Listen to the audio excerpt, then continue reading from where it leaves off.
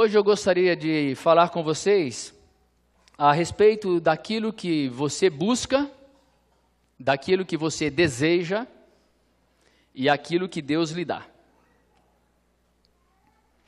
O que é que você gostaria de receber de Deus hoje?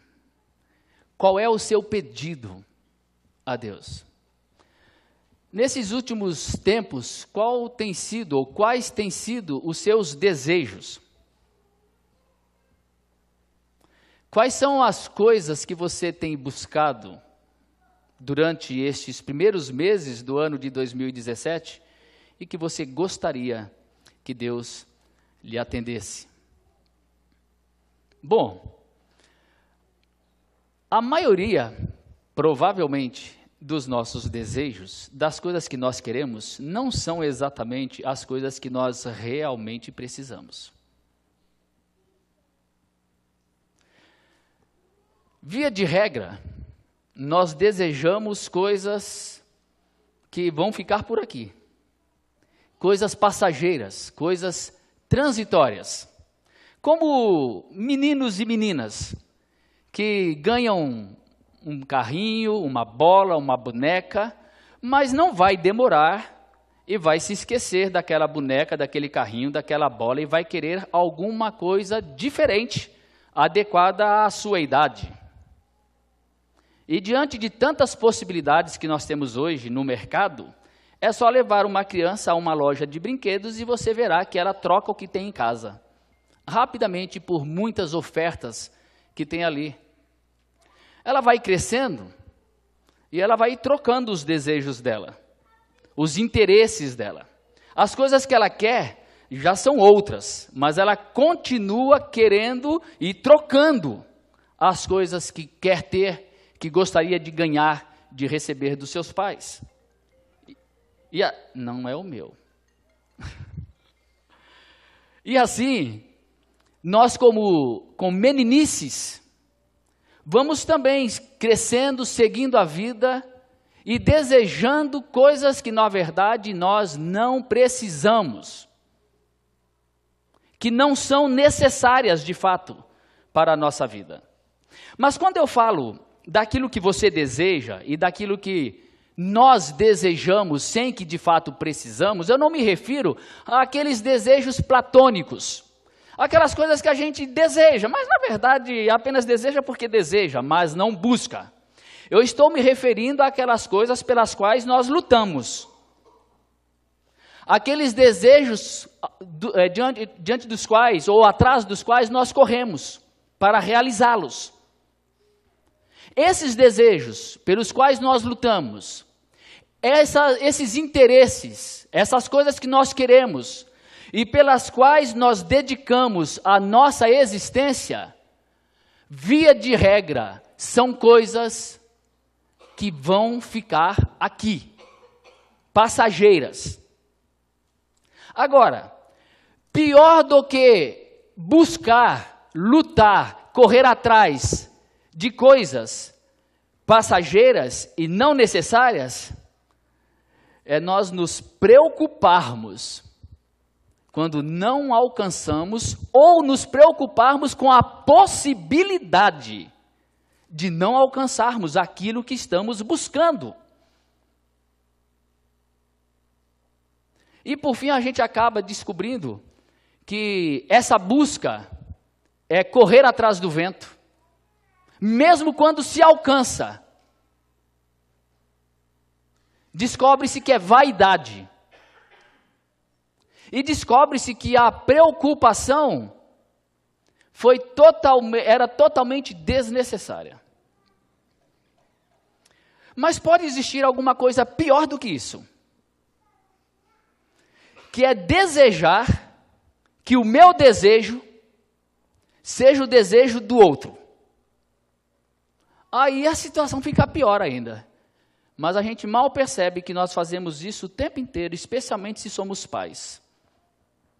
Nós desejamos que os nossos filhos tenham e sejam, na verdade, aquilo que nós é que desejamos, não eles. E esta ansiedade alcança isso também. E não importa se você está já no fim da carreira, no fim desta vida, para se preocupar com o que é que será dos meus filhos quando eu partir. O que é que eu vou deixar para eles? Qual é a herança que eu estou deixando? Eles vão ter vida tranquila depois que eu partir? Ou eles vão ter vida difícil? O que é que eu estou construindo para eles? Bom, na verdade, esta é uma busca até louvável, altruísta. Você está pensando no outro, mas é também desnecessária. E o pior é que chega a um ponto em que um filho poderá vir a dizer: meu pai foi ausente, muito ausente, porque ele estava trabalhando muito para garantir o meu futuro. Garantir o futuro estando ausente? Sim, mas garantiu, pagou a faculdade, deu uma vida confortável, dinheiro, roupas, joias, casa, carro, viagens. Só esteve ausente porque estava buscando essa minha segurança. E morreu e deixou muita coisa, muito dinheiro. O que é que você busca para a sua vida? O que é que você deseja que Deus faça na sua vida? E o que é que você busca para os seus filhos, para os seus queridos? O que é que você deseja para eles e luta para que eles tenham, para que eles alcancem, para que você possa deixar para eles como uma herança, que garanta algo para eles? O que é que você busca? O que é que você deseja? Por o que que você está lutando hoje? No que você gasta o seu tempo e a sua energia? No que você e eu gastamos o nosso dinheiro para garantirmos e conquistarmos coisas? O que é que você busca? Pensando nisso, eu queria ler uma passagem da Bíblia aqui, que é Mateus capítulo 4, apenas o versículo 17. Daí em diante, Jesus começou a pregar: arrependam-se, pois o reino dos céus está próximo. Arrependam-se, porque o reino de Deus está próximo. Esta foi a mensagem primeira que Jesus pregou. O Evangelho, as boas novas. E eu fico me perguntando, qual é a boa nova do Evangelho para atender às necessidades das pessoas? Como ser relevante com as necessidades desse tempo moderno, para atendermos à carência, à necessidade, à busca, aos anseios, às expectativas das pessoas. Especialmente quando elas não sabem, de fato, o que precisam, mas talvez só o que querem.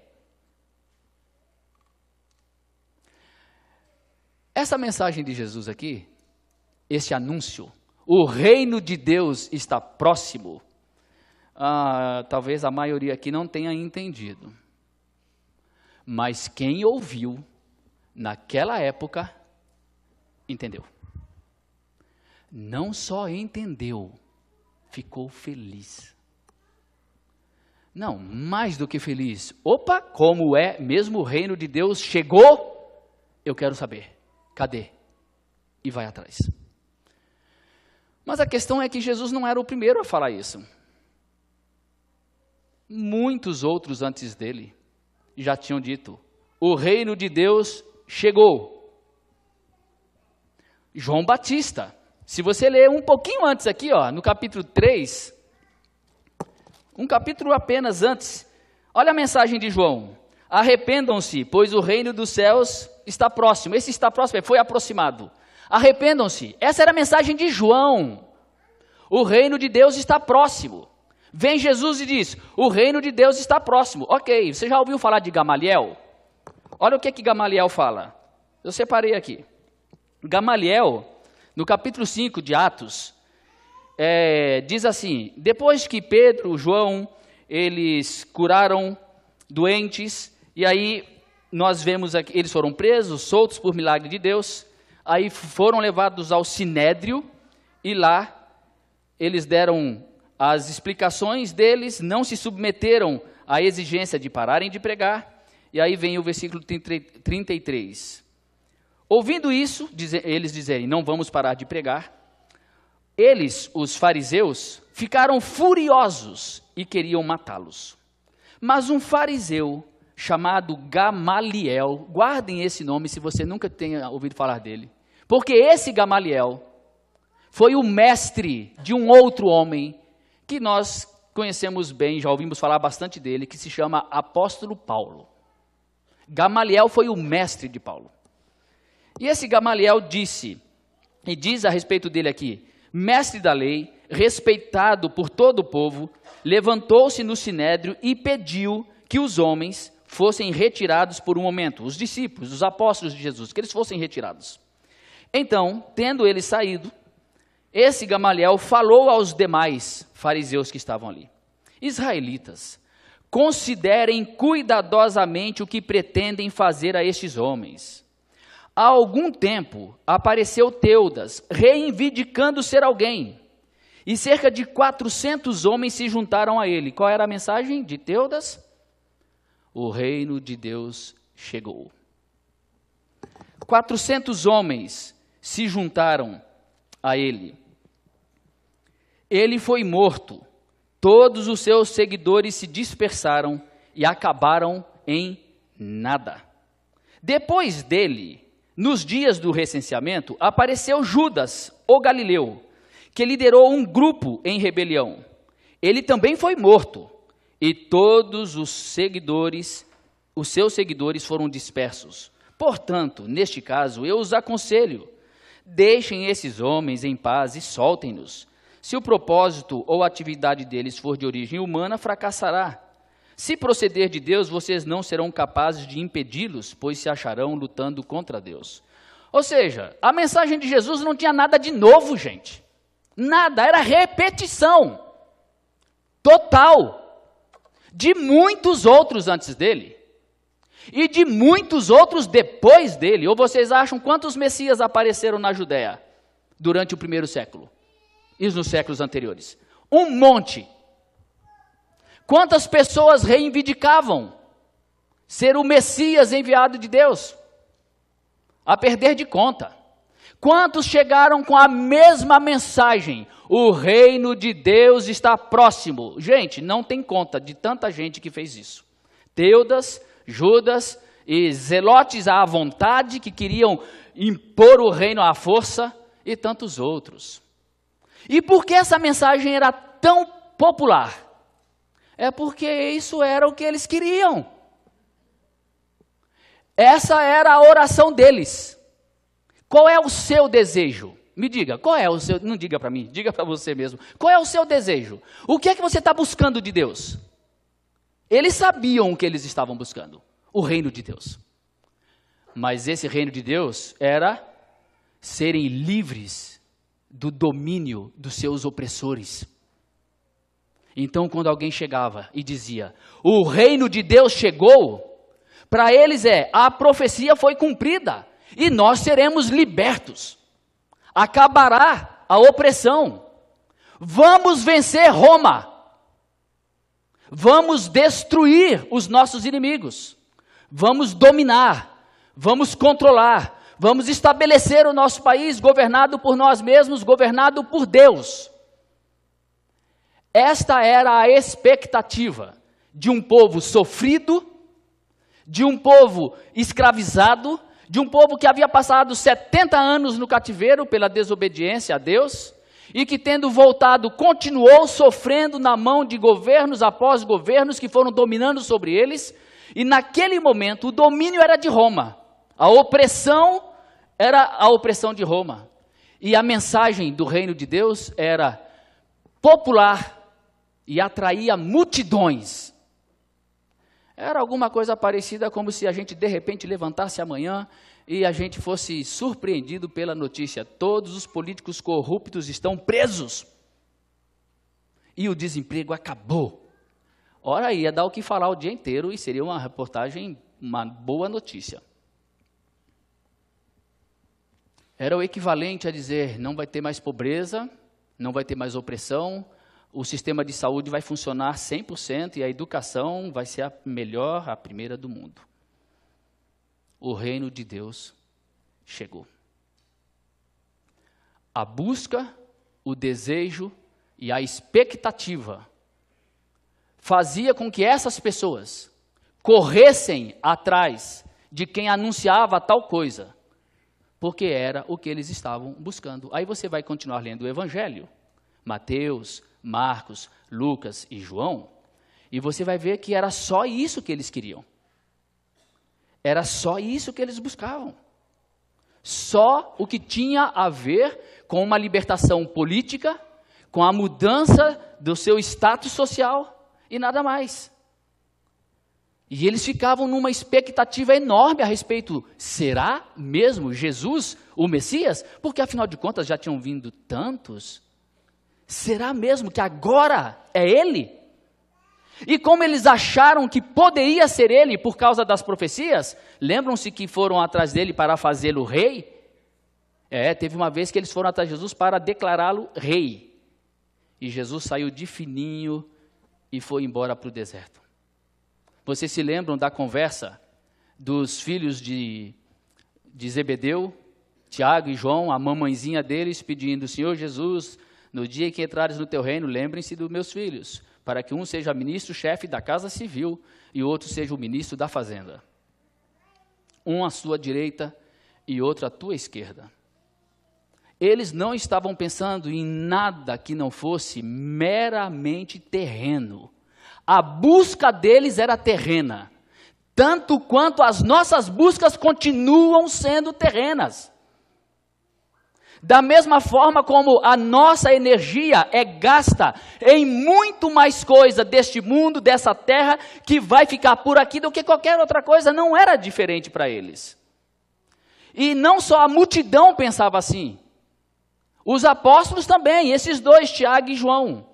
E aí você fala: ok, só Tiago e João, restaram 10. Não, os 10 também pensavam assim. Tanto que eles brigaram entre si por causa do pedido de Tiago e João, como que dissesse: espera aí, que papo é esse? E começaram a discutir qual deles era o maior. Qual é que teria a preferência? Qual é que conseguiria o melhor lugar, o melhor posto, a melhor posição, o melhor cargo? Quem é o maior? Esse era o desejo deles. E quando Jesus morreu, qual foi a atitude deles?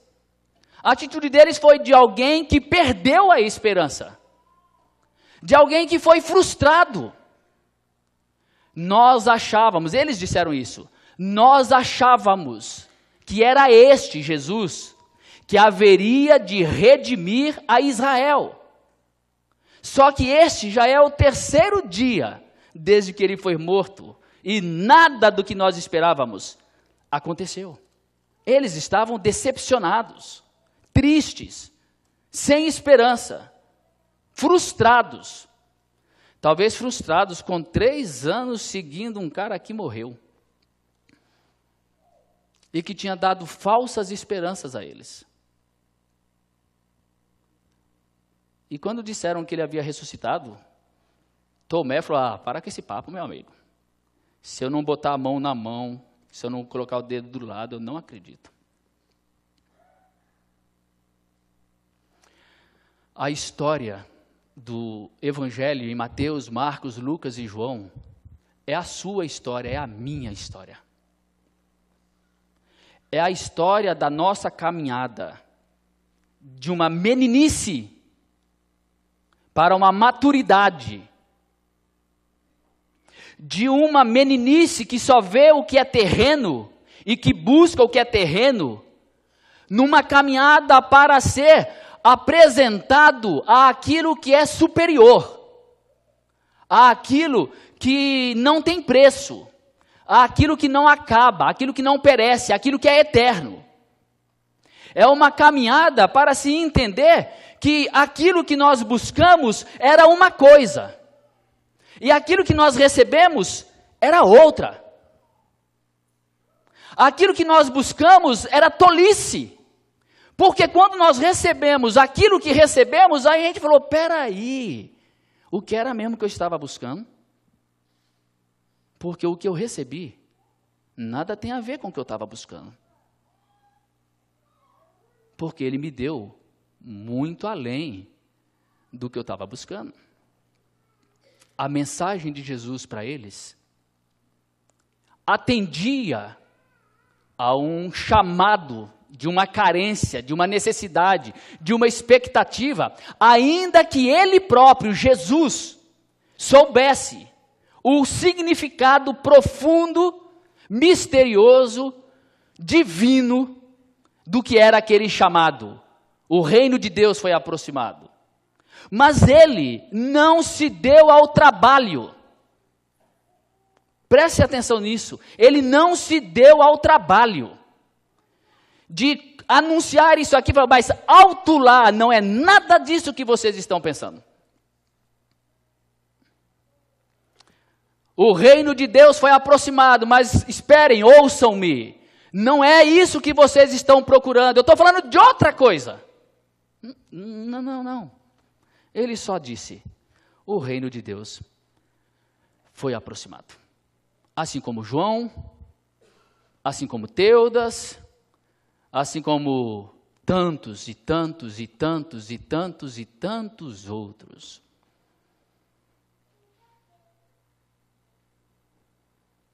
Mas só que quando as pessoas iam a ele, aí sem entender, elas entendiam. Sem buscar, elas eram encontradas. Sem esperar encontrar o que encontravam, elas eram surpreendidas por aquilo que lhes era entregue.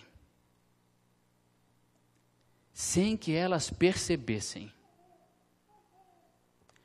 elas tinham sido alcançadas, atraídas, não por uma mensagem, mas por uma pessoa. E o que fazia toda a diferença é que aquela pessoa não era Teudas, não era Judas o Galileu, não era João Batista, era Jesus, o Filho de Deus. E quando eles estavam diante dele, essas pessoas recebiam aquilo que elas realmente precisavam. Elas foram a ele porque acharam que receberiam uma transformação que faria com que eles fossem livres da opressão de Roma. Mas quando chegaram a ele, encontraram o amor. Quando chegaram a ele, encontraram a única coisa poderosa o suficiente para transformar completamente a existência delas, não importando as circunstâncias em que elas vivessem, sob opressão romana, sob opressão grega, sobre a opressão do tipo que for, a opressão da pobreza, a opressão do que seja dessa existência. Que uma vez que elas fossem alcançadas pelo amor, aquilo jamais poderia ser tirado delas. E que isso não se conquista, não se alcança e não se entrega com palavras. Por isso, não havia necessidade de explicações. Porque ele era a encarnação disso. Ele era a encarnação daquilo que ele estava pregando. Não eram palavras, era uma pessoa. Não eram palavras, era um olhar. Não eram palavras, era o acolhimento. Não eram palavras, era a compaixão. Não eram palavras, era o toque. Não eram palavras, eram palavras de vida eterna, palavras que são espírito e são vida. Para quem iremos nós, disse Pedro. Só tu tens as palavras de vida eterna. E assim as pessoas eram atraídas a ele, ainda que sem entender nada. Elas viam que algo extraordinário estava acontecendo dentro delas, sem explicação. Mas algo havia acontecido, uma mudança havia se processado. Elas poderiam talvez não saber dar o nome a essa mudança. Elas poderiam não conseguir explicar nada. Aliás, alguns foram chamados pelo Sinédrio, pelas autoridades, para dar explicação. Eles queriam saber qual era a explicação. E um deles disse: olha, de verdade, eu não sei. Eu não sei. Eu só sei que eu era cego e agora eu estou vendo. Sem explicação, uma prostituta entra num banquete e vai até os pés de Jesus, lavar os pés de Jesus. Por que é que uma prostituta fez isso? Ela tinha sido transformada pelo amor de um homem que jamais a desejou, mas que a amou como provavelmente homem nenhum, e mulher nenhuma, e ser humano nenhum a havia amado. O amor é que a atraiu. E o amor a transformou. E o amor mudou o interior dela. Ela talvez tenha ido até Jesus porque ela ouviu a mensagem: o Messias está aí. O Messias chegou. Ele é poderoso. Ele cura. Ele faz milagres. É o Messias. Ela talvez tenha ido a ele só por causa dessa mensagem. Mas quando ela chegou lá, aquela mensagem, que importa? Mas sabe, os discípulos, ainda que ouvissem isso, ainda que vissem tudo, parecia como que algo escondia isso deles, eles ainda olhavam apenas aquelas coisas aqui dessa vida, dessa terra, da política, do domínio, do governo, do controle, da liberdade. E assim, eles iam caminhando como que em olhos vendados. E não é assim com a gente? Ouvimos as maravilhas, ouvimos o Evangelho, conhecemos Jesus, sabemos de Jesus, mas continuamos buscando as coisas dessa terra. Continuamos plantando, não para a eternidade, mas para o amanhã. Ficamos ausentes, porque estamos construindo um futuro. Quando o melhor futuro que eu posso dar para o meu filho é amá-lo.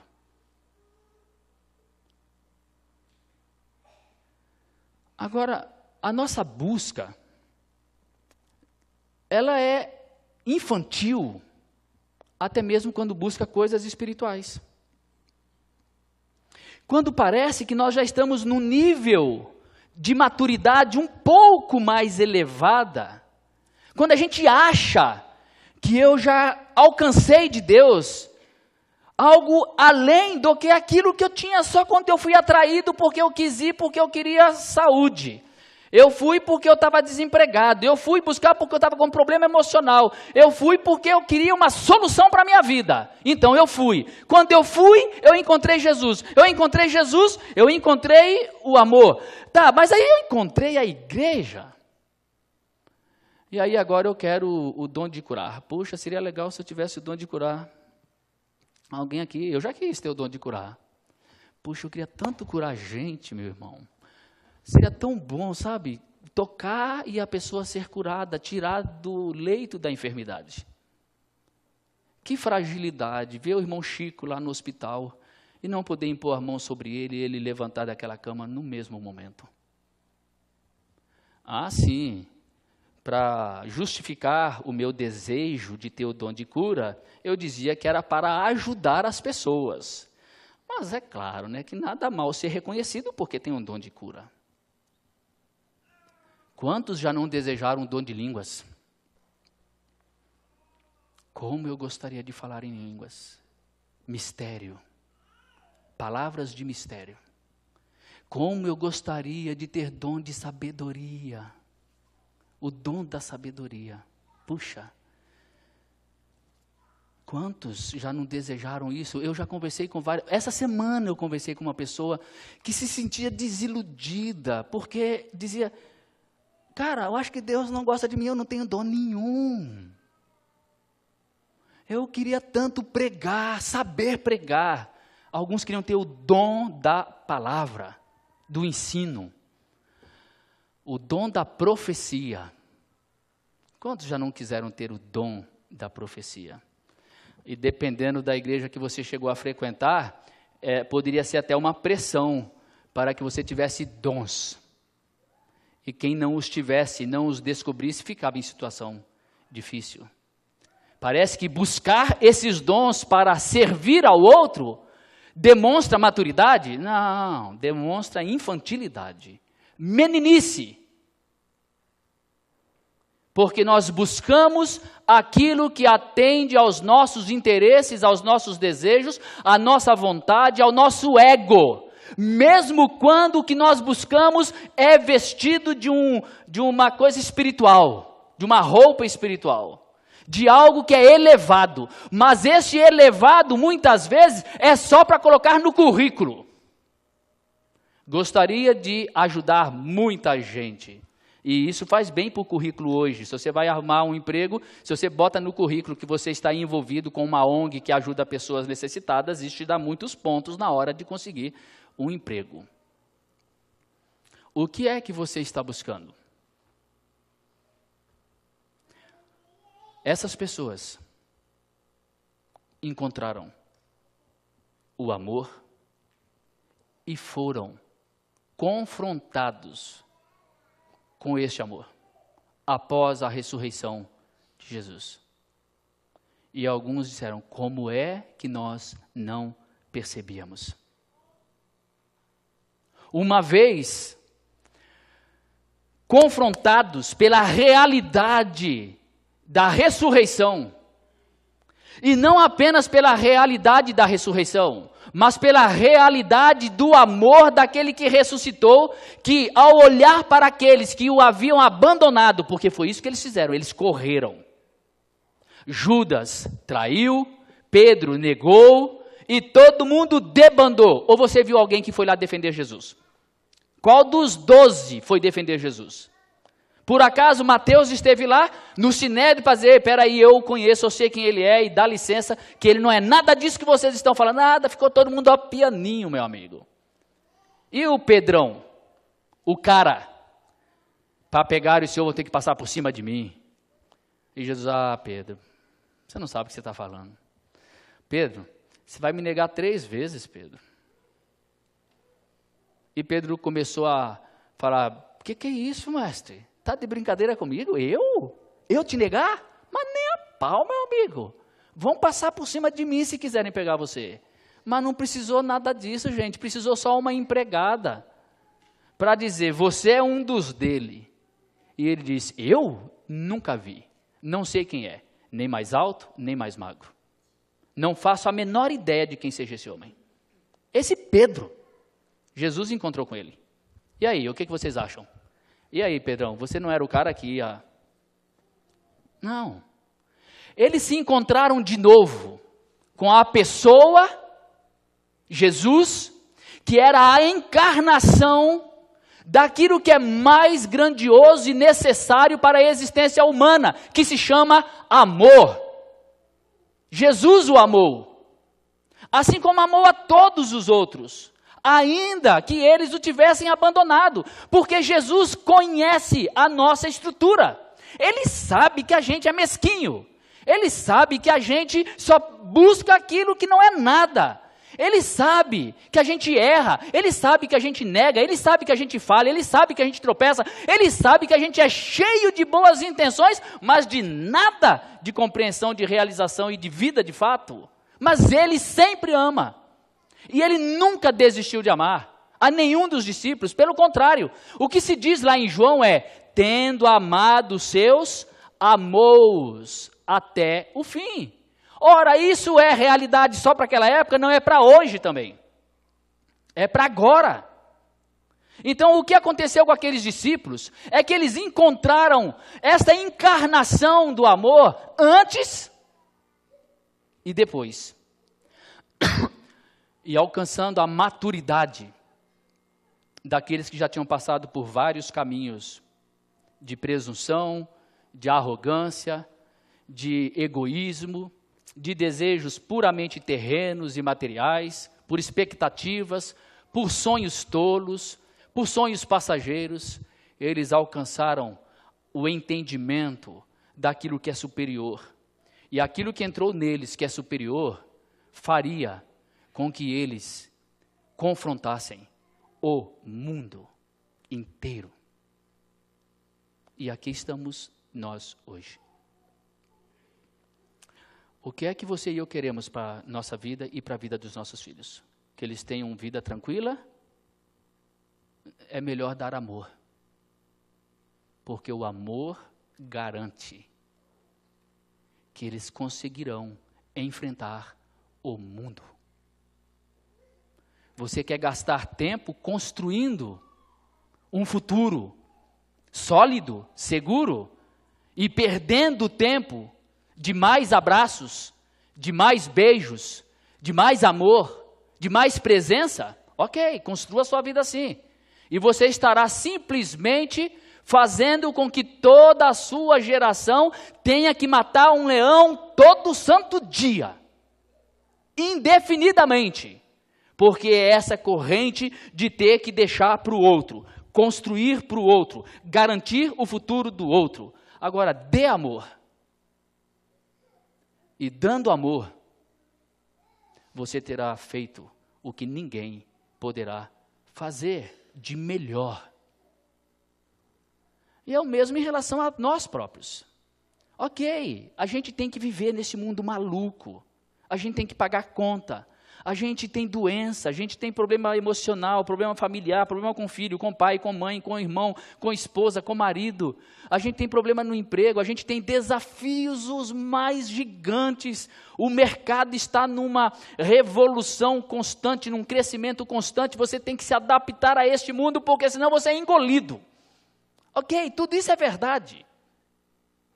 Mas tem que ser verdade que a gente abdica do amor, abdica de todas as expressões de amor para poder lutar com o mercado? Acho que não. Para concluir, lembrem-se de Gamaliel. Ele teve um discípulo. O discípulo dele se chamava Paulo. E esse Paulo fez esse mesmo caminho que você e eu estamos fazendo. Esse caminho mesquinho, esse caminho tolo, esse caminho terreno, esse caminho de buscar o que a gente não precisa. Buscar aquilo que é só para satisfazer o nosso ego, os nossos interesses e também para fazermos sucesso diante da sociedade. Ele também fez isso. Ele também viveu isso. E, aliás, ele passou por uma outra fase. Ele também passou pela fase de milagres, de curas, de conhecimento, de sabedoria, mas aí ele vai seguindo a vida dele, até que ele deixa de ser menino, e quando ele larga de ser menino, ele diz assim: passo agora a mostrar-lhes um caminho ainda mais excelente. O que é de excelente na tua vida? O que é que você busca? O que você está buscando de bom para você? Paulo está dizendo, eu quero te mostrar algo que você deve buscar, que é mais excelente do que qualquer coisa. Ainda que eu fale as línguas dos homens e dos anjos, se não tiver amor, serei como o sino que ressoa ou como o prato que retine. Ainda que eu tenha o dom de profecia e saiba todos os mistérios e todo o conhecimento, e tenha uma fé capaz de mover montanhas, se não tiver amor, nada serei. Ainda que eu dê aos pobres tudo o que possuo e entregue o meu corpo para ser queimado, se não tiver amor, nada disso me valerá. O amor é paciente, o amor é bondoso, não inveja, não se vangloria, não se orgulha, não maltrata, não procura seus interesses, não se ira facilmente, não guarda rancor. O amor não se alegra com a injustiça, mas se alegra com a verdade. Tudo sofre, tudo crê, tudo espera, tudo suporta. Isso aqui é que temos que buscar. Você já parou para pensar nessa lista aqui? É uma busca para a vida inteira, meu irmão. Porque o amor é paciente, é bondoso, não inveja, não se vangloria, não se orgulha, não maltrata, não procura seus interesses, não se ira facilmente, não guarda rancor. O amor não se alegra com a injustiça, se alegra com a verdade, tudo sofre, tudo crê, tudo espera, tudo suporta. Meu irmão, não tem nada que possa ser superior a isso aqui. Não tem nada que possa garantir, sem a menor sombra de dúvida, um futuro brilhante para os meus filhos. Não tem nada. Se eu puder amá-los assim. E se eu puder repartir com eles este amor. E se eu buscar, na graça de Deus, que este amor seja expressado na minha vida. Se eu buscar, na graça de Deus, que Ele manifeste esse amor em mim, e que este amor em mim possa ser transmitido para outros à minha volta. E aí Paulo diz, o amor nunca acaba. As profecias desaparecerão, as línguas cessarão, o conhecimento passará. Em parte conhecemos e em parte profetizamos. Quando, porém, vier o que é perfeito, o que é imperfeito desaparecerá. Quando eu era menino, eu falava como menino, pensava como menino, desejava como menino, buscava as coisas como menino, eu raciocinava como menino, mas agora que eu fiquei grande, eu quero o amor. Agora que eu deixei de ser menino, eu não quero mais as línguas, eu não quero mais as profecias, eu não quero mais o conhecimento, eu não quero mais a glória, eu não quero mais ser reconhecido, eu não quero dinheiro, eu não quero casas, eu não quero carro, eu não quero diplomas, eu não quero sucesso, eu não quero o melhor emprego, eu quero o amor. Porque diante do amor, tudo mais é nada. Diante do amor, tudo que você der sem amor é lixo. Lixo. Você está construindo o que na sua vida? Lixo. Se não tem amor, é lixo. O que é que você está entregando para os seus filhos? Faculdade, roupas, carros, herança, dinheiro no banco, ações? É isso que você vai deixar? Que tal se você não deixasse nada disso, mas deixasse muito amor? Porque tudo o mais acaba, mas o amor não acaba. E só busca aquilo que acaba quem é menino. Quem é maduro e que entendeu o Evangelho e quer viver no Evangelho, busca o amor que se encontra numa pessoa, não num programa, não numa fórmula, não numa religião, mas em uma pessoa, que se chama Jesus. Quando me tornei homem, deixei para trás as coisas de menino. Agora, pois, vemos apenas um reflexo obscuro, como em espelho. Nós continuamos caminhando rumo ao que é eterno, ao que é perfeito. Por enquanto, a gente vê um reflexo, mas então veremos face a face. Agora eu conheço em parte, eu experimento em parte, eu desfruto em parte. Então conhecerei plenamente, da mesma forma como sou plenamente conhecido. Assim permanecem agora estes três, a fé, a esperança e o amor. O maior deles, porém, é o amor. Como? 1 Coríntios 13. 1 Coríntios 13. O amor. Essa deve ser a nossa busca.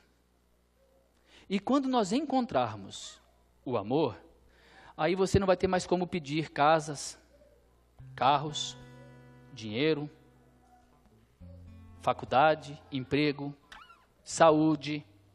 Você até pede, mas para quem encontrou o amor, isso não é nada. Quem encontrou Jesus e diz, como nós cantamos aqui, perto quer estar, junto aos teus pés, pois prazer maior não há do que estar aos pés de Jesus e adorá-lo e servi-lo. Quem assim vê, se enxerga assim e vive assim, o resto é só resto. São circunstâncias que a gente pode ter ou pode não ter. São coisas que a gente ganha ou perde, mas que não são importantes para a minha existência. É bom que o meu filho conquiste uma faculdade, um emprego bom? É claro que é. É bom que as pessoas tenham uma vida frutífera nessa sociedade maluca e produzam algo de bom que ajude pessoas? É claro que é. Mas a minha pergunta não é sobre se você deve ou não buscar essas coisas e como vai buscá-las, é onde está o teu coração? No que é que você coloca a tua energia? Onde é que entra a busca pelo amor? Pela paciência, pela bondade, pela compaixão, pela alegria, aquele amor que permite e fortalece-nos para tudo sofrer, tudo esperar, tudo crer, tudo suportar. Permita a Deus que eu e vocês, meus irmãos, mudemos as nossas buscas e possamos desejar o amor. Andando com Cristo nós o encontraremos, pois Ele é a encarnação do amor. Não existe nenhum outro lugar melhor do que encontrar o amor. É só olhar para Jesus. Ele é a própria encarnação do amor. Que Ele nos abençoe. Amém.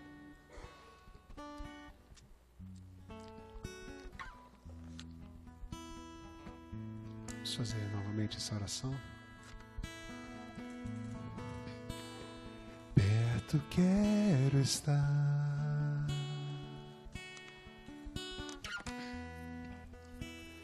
junto aos teus pés,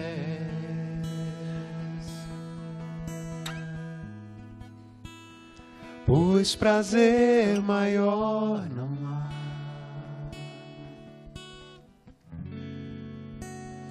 me render e te adorar.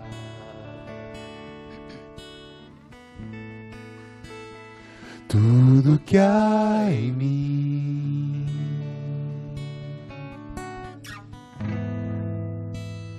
quero te ofertar,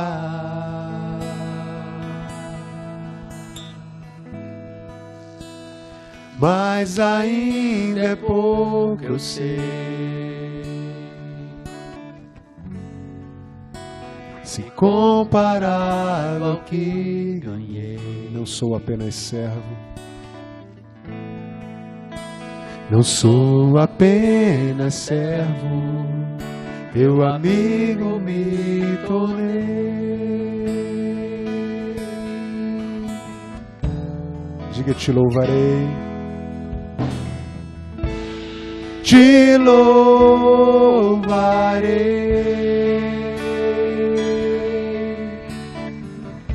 Não importam as circunstâncias, adorarei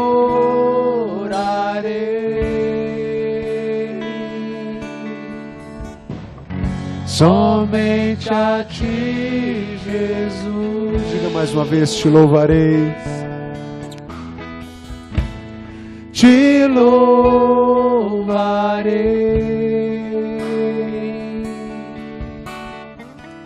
Não importam as circunstâncias,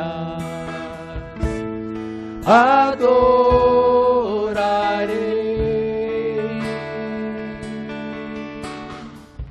somente a ti, Jesus. Ó Deus, nós louvamos o teu nome, por Jesus, o teu Filho, e por teu grande amor para conosco, porque o Senhor nos amou e enviou o teu Filho para morrer em nosso lugar e derramar em nosso coração o teu amor. E nós te louvamos porque nada pode nos separar do amor do Senhor que está em Jesus Cristo. Nenhuma circunstância, nenhum problema, nenhuma perda, também nenhuma vitória, nenhum ganho, nada superará e desfará o teu amor por nós. Ó Deus, que o nosso coração seja assim cheio pelo teu amor, para que vivamos de acordo com ele, e que seja a nossa busca, a busca de sermos encontrados no amor e espalharmos amor à nossa volta para todos aqueles com os quais nós convivemos. para que este amor, alcançando os outros, transforme também os seus corações, as suas existências. Amém.